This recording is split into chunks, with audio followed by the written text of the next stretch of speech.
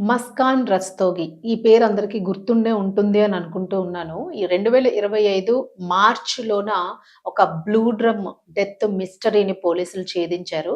ఈ బ్లూ డ్రమ్‌కి సంబంధించి ప్రతి ఒక్కళ్ళు కూడాను ఉత్తరప్రదేశ్ మీరట్‌లో ఉన్న ప్రాంత ప్రజలే కాకుండా దేశవ్యాప్తంగా గూడా ఈ వీడియో సంచలనం సృష్టించింది కేసు. అలాగే ఈ వీడియో వైరల్ కావడంతోని అనేక మంది blue drum blue drum murder, blue ఏమైనా అంటే ఆహ్, గట్టిగా మాట్లాడితే భర్తల్ని చంపేసేసి డ్రమ్ముల్లో పెట్టేస్తున్నారు. అమ్మ బాబోయ్! మాకు పెళ్ళిళ్ళొద్దురా నాయనా అని భయపడిపోతున్న స్థాయికి తీసుకెళ్ళింది ఈ బ్లూ డ్రమ్ స్టోరీ. అయితే ఇదొక్కటే కాదు. ఈ బ్లూ డ్రమ్ స్టోరీస్ ఇంచుమించుగా కూడా నార్త్ సైడ్ చాలా ఎక్కువ స్థాయిలోనే జరుగుతూ ఉన్నాయి. ఎందుకు అనేది తర్వాత మాట్లాడుకుంటే, మరి ఈ కేసులో తీసుకుంటే మాత్రము ముస్కాన్ రస్తోగి అనే యువతి సాహిల్ అనే యువకుడితోని అక్రమ సంబంధం పెట్టుకొని తాను ప్రేమించి పెళ్లి చేసుకున్న భర్త రాజ్‌పూత్‌ని, సౌరభ్ రాజ్‌పూత్ అనే వ్యక్తిని మర్చెంట్ నేవీలో పనిచేస్తూ ఉన్నాడు. చాలా అందంగా గూడా ఉన్నాడు. చాలా మ్యాన్‌లీగా ఉన్నాడు. మీకు తెలుసు మనకి ఒక అంచనా ఉంటుంది. మర్చెంట్ నేవీస్‌లోని ఇట్లా చోట వర్క్ చేస్తున్న వాళ్ళు వాళ్ళ ఫిట్‌నెస్‌లవి చాలా పర్ఫెక్ట్‌గా ఉంటాయి. సో, ఆల్‌మోస్ట్ ఇంచుమించుగా చూడ్డానికి బాగానే ఉంటారు. అంటే ఆడవాళ్ళు ఎందుకు పక్కదారి పడతారు? లేదా మగవాళ్ళు ఎందుకు పక్కదారి పడతారు? ఇట్లాంటివన్నీ గూడా కొన్ని చూడ్డానికి బానే ఉన్నాడు గదా! ఇలా ఎలా చేసింది? అట్లాంటివన్నీ టాపిక్స్ వస్తూ ఉంటాయి. సో, ఇవన్నీ సెపరేట్ ఇష్యూ. మరి ఈ విషయంలో అయితే మాత్రము సౌరభ్ రాజ్‌పూత్ చూడ్డానికి చాలా చక్కగా ఉన్నాడు. అలాగని పోనీ సంసారానికి పనికిరాడా? పిల్లలు లేరా? అని ఏమైనా అనుకుంటే చక్కగా వీళ్ళిద్దరూ గూడా ప్రేమించి పెళ్లి చేసుకున్నారు 2016లోని. వాళ్ళకి ఇద్దరికీ గూడా ఒక పాప గూడా జన్మించింది. ఇవన్నీ సవ్యంగా నడుస్తూ ఉన్నాయి. అయితే ఈయన మర్చెంట్ నేవీలో పనిచేస్తూ ఉన్నాడు. ఈ నేవీలో పనిచేస్తున్న టైంలోనే ఎక్కువగా గూడా మరి నేవీలో ఉన్నవాళ్ళు తక్కువ రోజులు అంటే ఇంట్లో గడిపే సమయం చాలా తక్కువగా ఉంటూ ఉంటుంది. వస్తారు, వెళ్తూ ఉంటారు. భార్య పిల్లలకి కావాల్సినవన్నీ సమకూర్చుతూ ఉంటారు. మరలా వెళ్తూ ఉంటారు. సో, ఈ నేపథ్యంలోని వీళ్ళు స్త్రీలు అత్తవారింట్లోనే పిల్లలతో పాటు సంసారం గడుపుతూ ఉంటారు. ఇలా గడుపుతున్న తరుణంలోనే కొంతమందేంటంటే, ఇటువంటి అక్రమ సంబంధాలకి పెట్టుకొని, అక్రమ సంబంధాల బాట పడుతూ ఉంటారు. ఇలాంటి బాట పట్టిన వాళ్ళ జీవితము ఎలా అయిపోతుంది? ఇందులో ఎవరెవరు శిక్షించబడతారు? అనేది గూడా మనం తెలుసుకోవాల్సిన అవసరం చాలా ఉంది. ఆఫ్‌కోర్స్ తెలిసినా గూడా మరలా ఈ కథ ఇంకొకసారి దాన్ని గుర్తు చేస్తూ ఉంది. అయితే ఇప్పుడు ఎప్పుడో జరిగిన బ్లూ డ్రమ్ కేస్‌ని ఇప్పుడు మనం మళ్ళా ఎందుకు గుర్తు చేసుకుంటున్నాం అంటే, ఈ ముస్కాన్ అనే వ్యక్తి, అలాగే సాహిల్ అనే వ్యక్తి ఎవరైతే ఉన్నారో వీళ్ళిద్దరూ కలిసి ఆహ్, అక్కడ మర్చెంట్ నేవీలో పనిచేస్తున్న ముస్కాన్ భర్త సౌరభ్ రాజ్‌పూత్‌ని చంపేసేసి అడ్డంగా ఉన్నాడు వాళ్ళ అక్రమ సంబంధానికి అని జెప్పేసి చంపేసి ఒక 16 ముక్కలుగా జేసేసి బాడీని ఒక బ్లూ కలర్ డ్రమ్‌లో బెట్టేసి ఎటువంటి స్మెల్ గాని ఏమీ లేకుండా ఎవరికీ తెలియకుండా ఉండడం కోసము దాన్ని పూర్తిగా సిమెంట్‌తోని పూడ్చేశారు. అంటే డ్రమ్ లోపల సిమెంట్ మొత్తం కవర్ జేసేసి డ్రమ్‌నలా సీల్ జేసి నీట్‌గా ఇంట్లో బెట్టేశారు. అయితే పెట్టేసి అట్లా ఉన్నారా? ఆళ్ళకొక భయం లేదా హత్య చేసిన తర్వాతనంటే చక్కగా అలా పెట్టేసి వీళ్ళు మరలా షిమ్లా, మనాలి ఇలాంటి కొన్ని ప్రాంతాలకెళ్ళి ఒక 10 రోజుల పాటు ఫుల్‌గా చిల్ అయ్యి హ్యాపీగా ఎంజాయ్ చేసి వచ్చారు. అయితే వీళ్ళు కుటుంబ సభ్యులు అసలు ఈ మర్డర్ ఎప్పుడు జరిగింది అనేది చూసుకుంటే రాజ్‌పూత్ ఫ్యామిలీని చూడ్డానికి పాప బర్త్‌డే అంటే వాళ్ళకి ఆల్రెడీ ఒక పాప ఉంది గాబట్టి, ఆ పాప బర్త్‌డే ఉన్న నేపథ్యంలో పాప బర్త్‌డే కోసము సెలబ్రేషన్ కోసమని ఆయన తనున్న ప్రాంతం నుంచి మీరట్‌కి రావడం జరిగింది. బర్త్‌డేని ఎంజాయ్ జేయడానికి. వచ్చిన తర్వాత వీళ్ళిద్దరి మధ్య గూడా చిన్న చిన్న తగాదాలు ఫోన్‌లో గూడా జరుగుతూ ఉన్నాయి. ముస్కాన్ సరిగ్గా అతనితో మాట్లాడకపోవడము, ఆ ప్రేమను చూపించకపోవడము, ఎలాంటి వివరాలు కరెక్ట్‌గా డైలీ స్కెడ్యూల్స్ ఏమైనా మాట్లాడుకుంటూ ఉంటారు భార్యాభర్తలు. ఇలాంటివేవి చెప్పకపోవడం అతనికి అనుమానాన్ని కలిగించింది. ఇలా అనుమానం కలిగించినప్పుడు వీళ్ళిద్దరూ గూడా ఆబ్వియస్‌లీ కామన్‌గాను కొన్ని డిస్కషన్స్ ఒస్తాయి. ఇలా వచ్చిన డిస్కషన్స్‌లోని తాను ఫోన్‌లో మాట్లాడడం గాకుండా ఎప్పుడైతే పాప పుట్టినరోజు కోసం నేరుగా ఇంటికొచ్చాడో, ఇంటికొచ్చిన తర్వాత గూడా చిన్నపాటి ఘర్షణ ఇద్దరి మధ్య గూడా జరగడం అయింది. ఈ తరుణంలో వీళ్ళు ఆల్రెడీ ముందరగానే ప్లాన్ జేసుకున్నారు. వచ్చిన తర్వాత మనం ప్లాన్ జేసి వేసేయాలి సౌరభ్‌ని అని జెప్పేసి. ఎవరు? ముస్కాను, సాహిల్. అంటే ప్రియుడు ఆహ్, ముస్కాన్ ప్రియురాలు హత్య చేసిన ఆమె. సో, వీళ్ళిద్దరూ కలిసి ఆహ్, ఫస్ట్ హత్య చేయాలి అనంటే ఒక ప్రీ ప్లాన్ ఉంటుంది గదా! సో, ఈ నేపథ్యంలో ఏం చేశారనంటే సౌరభ్ వచ్చిన తర్వాత ఆహ్, జనరల్‌గా మందు తాగే అలవాటో, లేపోతే ఏదైనా తినే అలవాటో ఉంటుంది గాబట్టి, ఆ తినే పదార్థాల్లోని మత్తు పదార్థాన్ని కలిపేసి హ్మ్. ఇచ్చారు. అది ఆయన భార్య పెట్టింది గదా! ఇంట్లోనే గదా! అని చెప్పేసి తిన్నాడు సౌరభ్. తిన్న తర్వాత మైకంలో మత్తెక్కిపోయాడు. మత్తెక్కి పూర్తిగా మత్తులోకి వెళ్ళిన తర్వాత వీళ్ళిద్దరూ గూడాను కత్తితోని నిర్దాక్షిణ్యంగా పొడిచి, ముక్కలు ముక్కలుగా చేసేసేసి మైకంలో ఉన్నప్పుడే పొడి చేయడము, చంపేయడము, ఆయన్ని ముక్కలుగా చేసేయడము, డ్రమ్‌లో పూర్తిగా పూడ్చిపెట్టేయడము. వీళ్ళిద్దరూ మనాలికి వెళ్లి ఎంజాయ్ చేసి రావడము అన్నీ చాలా సింపుల్‌గా జరిగిపోయినాయి. చాలా సింపుల్‌గా అసలు వీళ్ళలో కొద్ది భయం గాని ఏమి గూడా లేవు. అయితే కుటుంబ సభ్యులకు అనుమానం వచ్చింది. వాళ్ళ అబ్బాయి వచ్చాడు.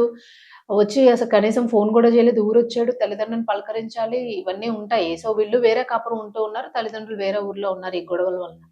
సో, వచ్చి పలకరించాలి గదా! పలకరించలేదు. కొడుకు కనిపించలేదు. వీళ్ళు కోడల్ని అడిగితే కోడలు గూడా అందుబాటులో లేదు. ఈవిడేమో టూర్‌లో ఉంది. హనీమూన్‌కి పోయింది లవర్‌తోని. ఫోను జేస్తే ఆమె గూడా ఎత్తని పక్షంలోను అసలేం జరిగింది అన్నది అర్థం కాకపోవడంతో పోలీస్ స్టేషన్‌లో కంప్లెయింట్ జేశారు. ఇలా మా కోడలు కనపడడం లేదు. మా అబ్బాయేమో అసలు ఫోన్ లిఫ్ట్ చేయడం లేదు. ఫోన్ స్విచ్ ఆఫ్ ఒస్తోంది అని జెప్పేసి. అయితే మేబీ ఈ పాప మాత్రము వాళ్ళ అమ్మమ్మ ఇంట్లోనో, నాయనమ్మ ఇంట్లోనో ఉన్నట్లుగా మనకి పూర్తిగా పాప ఎక్కడుంది అన్నది కేస్‌లో మనకి తెలీదు. బట్ మేబీ వాళ్ళిద్దరి దగ్గర ఎక్కడైనా ఉండుండొచ్చు. ఎందుకంటే మరి ముస్కాన్ తనతో పాటు తీసుకెళ్ళే ఛాన్స్ అయితే ఉండదు. పాపను ఎక్కడైనా విడిచిపెట్టి ఏదైనా పని మీద ఎళ్తున్నానని జెప్పేసి వెళ్ళిపోయి ఇంక రాకుండా ఉండుండొచ్చు. ఏదో మొత్తానికి ఏదో రీజన్ అయితే చెప్పుండొచ్చు. తర్వాత వెళ్లి ఎంజాయ్ చేసొచ్చిన తర్వాత పోలీసులు గూడా వీళ్ళ కుటుంబ సభ్యులు గూడా కంప్లెయింట్ రైజ్ చేసిన నేపథ్యంలోనే ఈమె ఇంటికి తిరిగి రావడం జరిగింది. వచ్చి ఈ డ్రమ్‌ని పడేద్దామని జెప్పేసి వీళ్ళు ప్లాన్ జేసుకున్నారు. ఎందుకంటే ఈ 10 రోజుల్లో గూడా అది పూర్తిగా డీకంపోస్ట్ అయిపోతుంది బాడీ. దాన్ని మనం ఎక్కడో చోట పడేయొచ్చు అని జెప్పేసి.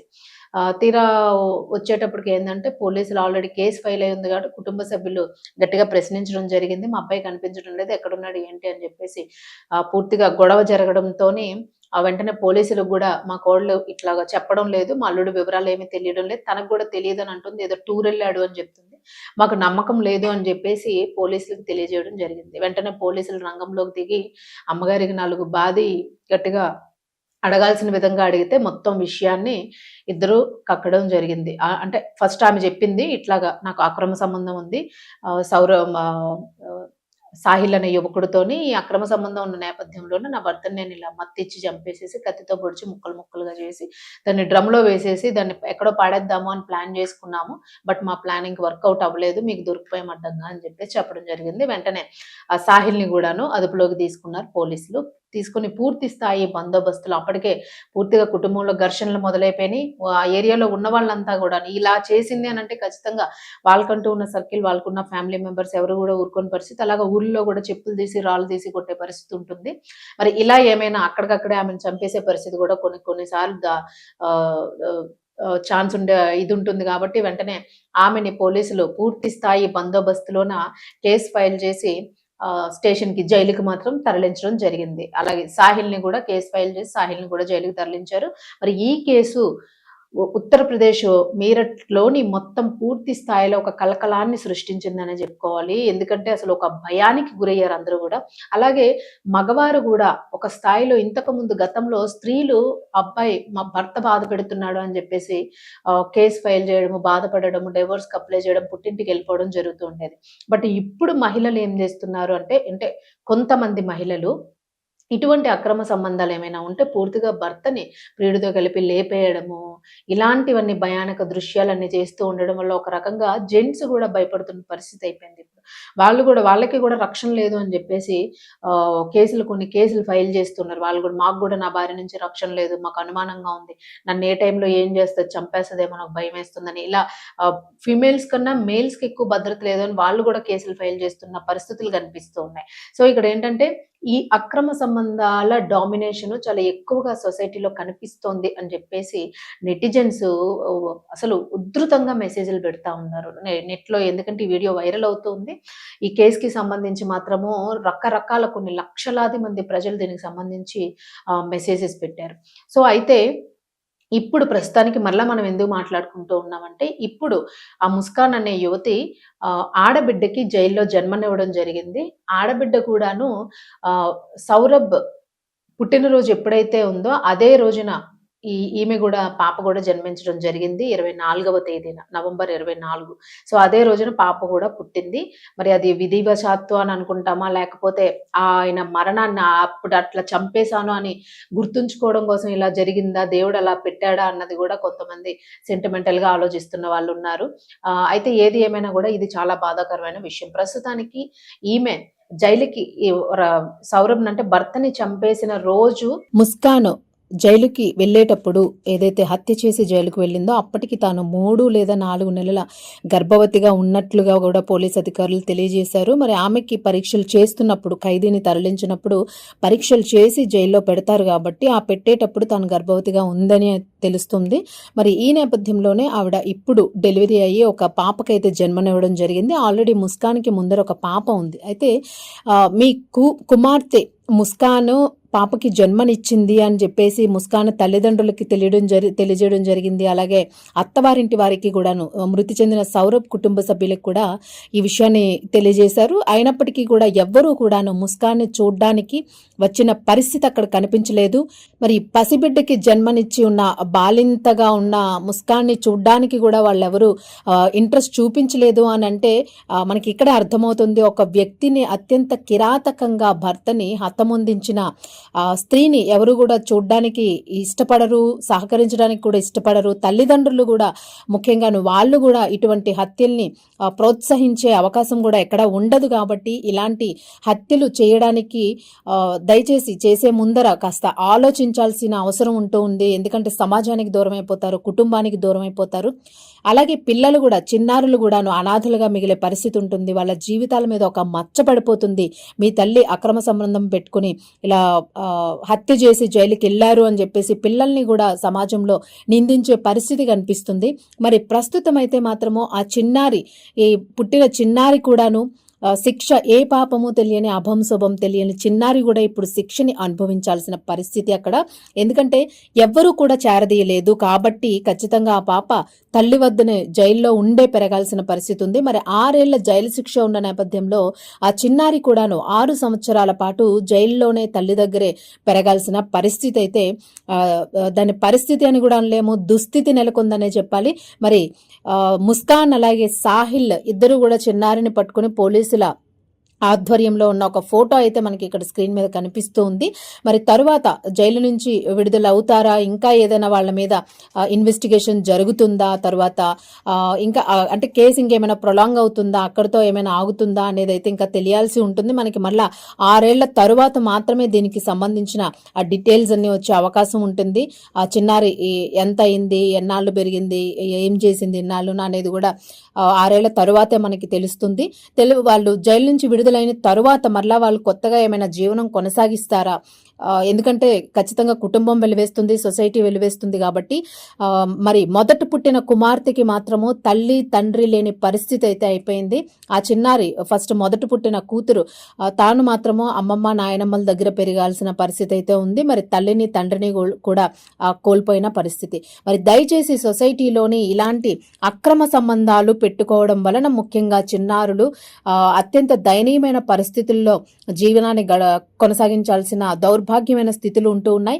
ఇలాంటివి చేసే ముందు తొందర పడకుండా ఆలోచించి చేయాల్సిన పరిస్థితి అయితే ఉంది. అసలు ఇలాంటివి చేయకుండా ఉండడం చాలా ఉత్తమం అని చెప్పేసి కూడా సమాజంలో అనేక మంది చెప్తూ ఉన్న పరిస్థితి. అలాగే నిపుణులు కూడా హెచ్చరిస్తూ ఉన్నారు, ఇలాంటి అక్రమ సంబంధాల వలన చిన్నారులు బలైపోతూ ఉన్నారు, దయచేసి ఇటువంటి వాటి జోలికి పోకండి అని చెప్పేసి అయితే హెచ్చరిస్తున్న పరిస్థితులు కూడా కనిపిస్తూ ఉన్నాయి.